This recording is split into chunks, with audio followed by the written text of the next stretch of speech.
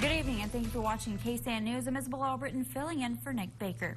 Topping our news at 10, many gathered on the front lawn of the Tom Green County Courthouse for the 55th annual Memorial Day service. All Veterans Council added 3 new battalions to the monument. Those veteran service organizations include Fleet Service, Women's Veterans Society, and the All Veterans Council. There are outstanding individuals that sign on the dotted line to put their life on the line for freedoms that we enjoy today.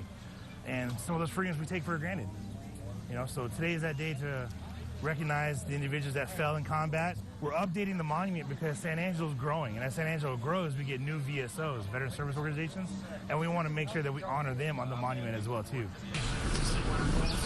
A ceremony also took place this morning at the Veterans Memorial near the airport. The service has been held for many, many years, and this year was no different. Now, the colors were posted, prayers said, and a message given. The main message veterans want people to understand is this. To a veteran, this day is a day to remember those who didn't come home. This is not a day you want to say Happy Memorial Day because it's not a happy day for us.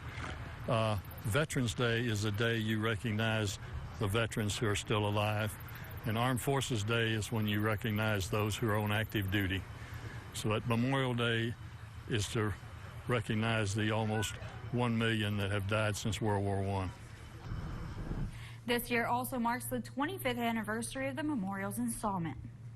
Now we head over to Lawn Haven Cemetery and Gardens.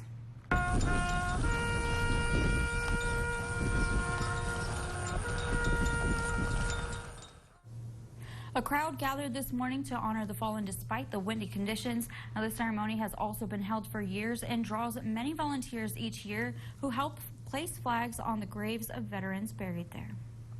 And dozens of cities claim to be the location of our country's first Memorial Day commemoration back in May of 1866, but historians say that honor belongs to someone else, and that day in history has been forgotten until recently. Jalen Henderson explains how America's first Memorial Day played out. This looks like a regular park, right? Kids playing, ducks swimming, and there's that fountain that always seems to be running no matter the time of year. So what if I told you that this place, Hampton Park, was once a cemetery? But not just any cemetery. One dedicated to more than 250 Civil War soldiers, which also just so happens to be home of the first ever Memorial Day ceremony. They had a small children's choir sing, preachers preached. So it was their way of dedicating not only the graves of the dead, but it was also their way of declaring the meaning of the Civil War and declaring, a federal union victory. That's right. But back then, it was called Decoration Day. And over time, that name changed to Dedication Day. It wasn't until the 1960s when Memorial Day became the official name. But whatever you call it, it all started right here in Charleston, South Carolina. Back in 1865, photography was barely a thing. And obviously, there was no such thing as video. So here's what we think happened.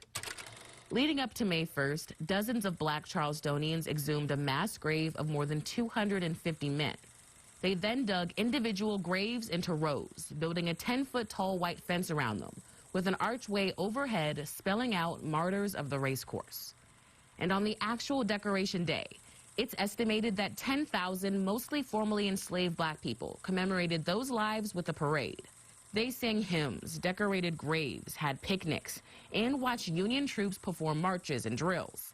It all sounds familiar, right? So why haven't we heard about it before? Well, I think it's a classic case of how memory works. This was not a story white Charlestonians wanted to remember. This is the way dominant and less dominant stories get remembered or commemorated. Simply depends on who's in control of the narrative.